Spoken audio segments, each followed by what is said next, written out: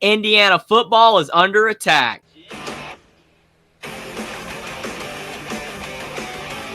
Now, the Indiana Hoosiers have been one of the greatest stories in college football this season. I would argue they've been the best story of college football. A program that has the losingest track record among the Power Four is suddenly 10-0 coming off of a 3-9 season, and they're in the hunt to make the college football playoff. That is a fantastic story. I don't see how anything can top that, and everybody has been excited about the Indiana Hoosiers until now. Until now, they are a threat to keep some SEC teams out of the playoff. And I'm going to go over Indiana football's recent attacks by the media and whether they are well-founded or if they are just downright ridiculous. Now, I'm all for people saying that the SEC is the best conference. That is all well and good. That is undeniable. It is 110% a fact that the SEC is the best conference. But you have to win your games. If you start losing games, then you move down rankings. That's the way that it works. And there is a logjam in the SEC right now among two-loss teams with Georgia, Alabama, Ole Miss, Tennessee. All those teams have 2 losses,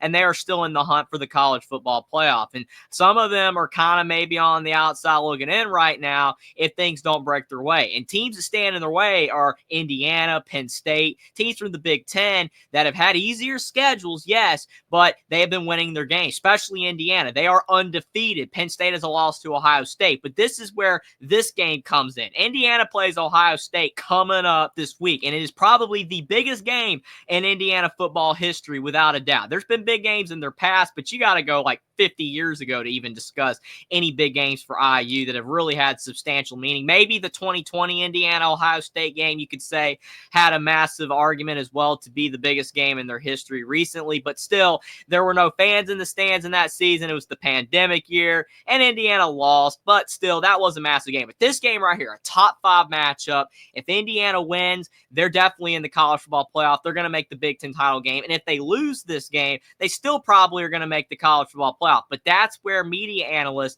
are mad at Indiana because of that fact. And when you look at some of the things that are being said right now, especially by a guy like Todd McShay, who is a well-known sports analyst, a lot of people like his NFL draft takes. He just said on a podcast earlier today, in what world is Penn State and Indiana better than Georgia, Ole Miss, Alabama, and Tennessee? They're just not. They're trying to create the narrative that if Indiana loses to Ohio State, that they should not make the college football playoff, which is insane. A one-loss team in the second best conference in college football with their only loss being to Ohio State and they don't get in, that's brand bias and that's absolutely SEC bias. Now, does that mean Indiana is a better football team than Georgia, Ole Miss, Bama, and Tennessee? No, it doesn't. I wouldn't even say so. Obviously, Georgia, Ole Miss, Alabama, and Tennessee have way more talent than Indiana and they have played tougher schedules. I'm not going to deny that. I know that to be true, but you still can't undersell the importance of what Indiana has done this season, going undefeated. And they did beat the defending national champions in the Michigan Wolverines, who have the best defensive line in college football. Yeah, Michigan is nowhere near as good as they've been in the past few years,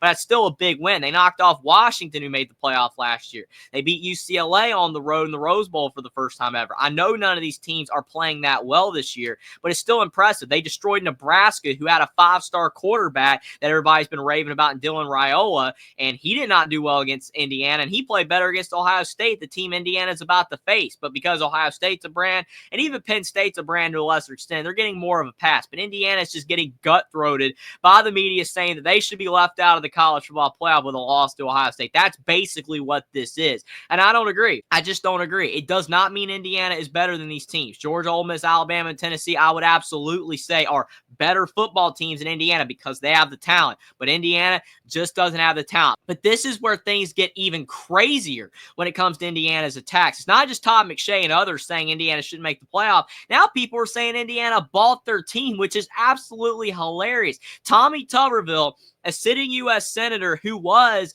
a coach in college football in the past for Auburn and Ole Miss and a couple other programs. People know him very well. He said, look at Indiana. They went out and bought them a football team, and look where they're at. That is insane to rag about Indiana for this after decades upon decades of programs cheating and basically buying players to get into their program, and a lot of them didn't even get in trouble. SMU, we know what they had in the 80s with the whole dispute where players were going on with chains and stuff up to the games, and then they got gutted by the NCAA, lost their football program for a couple years. But we know that most of the SEC programs have bagmen. We know this. They have guys that put a lot of money in those programs. They invest a lot of money in those programs, and they've been doing this way before NIL. And now that Indiana is using NIL, now that they are able to get some decent players in the transfer portal, now they bought a football team and look where they're at. That is absolutely ridiculous. And I love how Tuberville said, and that was a little bit forbidden when I was in coaching. Little bit forbidden. Yeah, it's supposed to be all the way forbidden back then. But it shows you that they were doing it back then.